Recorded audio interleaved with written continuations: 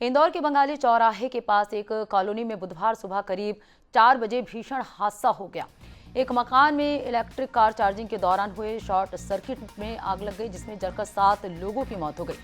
प्रत्यक्षदर्शियों और शुरुआती जांच के अनुसार पुगलिया परिवार के घर के बाहर देर रात इलेक्ट्रिक कार चार्जिंग पर लगी थी। सुबह करीब 4 बजे चार्जिंग पॉइंट में शॉर्ट सर्किट हुआ, जिससे कार ने आग पकड़ ली। ये आग तेजी से घर की ओर फैली और वहां रखे 15 गैस सिलेंडरों तक पहुंच गई।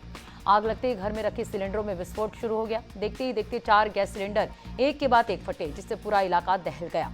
धमाका इतना जोरदार था कि घर का एक हिस्सा ढह गया और अंदर सो रहे लोगों को संभलने का मौका तक नहीं मिला। पुगलिया परिवार के यहाँ एक पारिवारिक कार्यक्रम था, जिसके कारण कई रिश्तेदार भी घर पर रुके हुए थे। इस हादसे में अब तक 7 लोगों की मौत की पुष्टि हुई है। 3 लोग गंभीर रूप से घायल हैं, जिन्हें अस्पताल में भर्ती कराया गया है।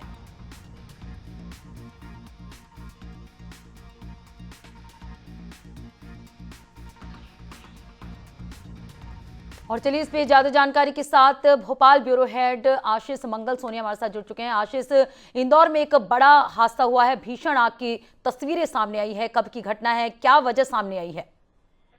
देखिए पद्मा, इंदौर में रात तड़के 3:30 से 4 बजे के बीच का ये मामला है, जो बंगाली चौराहे के तिलक नगर ब्रजेश्वरी कॉम्प्लेक्स का है, ब्रजेश्वरी कॉलोनी का है। मनोज पुगालिया नाम के व्यक्ति हैं, जिनका ये घर है। उनका मूलतः पॉलीमर का व्यवसाय है।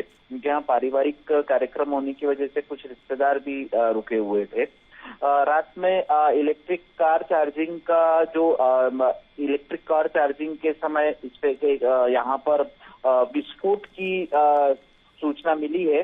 कुल मिलाकर शॉर्ट सर्किट का ये मामला देखा जा रहा है और जो आस पड़ोस के लोग हैं उनका साफ तौर पर कहना है कि जब ये जैसे ही एक शॉर्ट सर्किट के बाद एक विस्फोट टाइप की आवाज आई तो सब बाहर निकले, तब तक आग कार के माध्यम से घर में प्रवेश कर गई थी। और चूंकि पारिवारिक कार्यक्रम था, ऐसे में 10 से 15 सिलेंडर उनके यहाँ रखे हुए थे, जिसमें 4 सिलेंडर में ब्लास्ट हो गया। दूसरा बड़ा कारण एक और निकलकर सामने आ रहा है पद्मा, कि घर में जो दरवाजे थे उनमें इलेक्ट्रॉनिक लॉक सिस्टम था।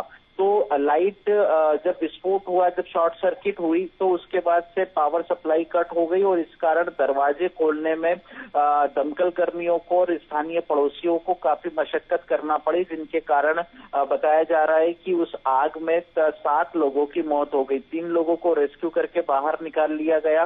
मौके पर मंत्री कैलाश विजयवर्गीय, तुलसी सिलावट और महापौर भी पहुंचे।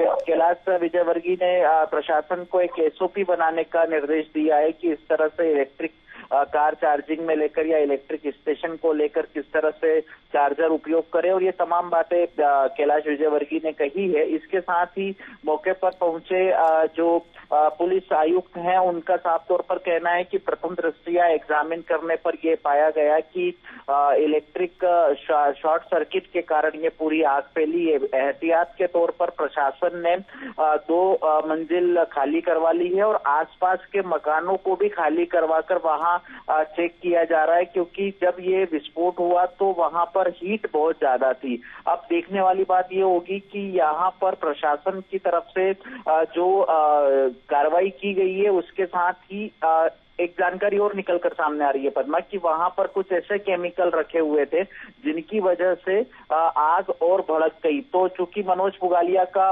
पॉलीमर का व्यवसाय है, तो ऐसे में उनके पास घर में वो केमिकल रखे, इसकी भी जांच की जाएगी कि कितनी मात्रा में वो केमिकल थे।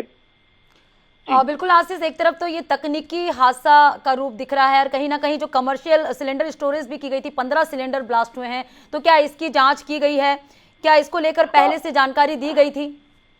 पद्मा, मैं आपको अपडेट कर दूं कि ये पारिवारिक कार्यक्रम था और पारिवारिक कार्यक्रम में अभी एग्जैक्ट फिगर निकलकर सामने नहीं आया है। 10 से 15 गैस सिलेंडर रखे हुए थे। अब उस 10 से 15 से 4 सिलेंडर के ब्लास्ट होने की सूचना अभी तक प्रशासन के द्वारा दी गई है।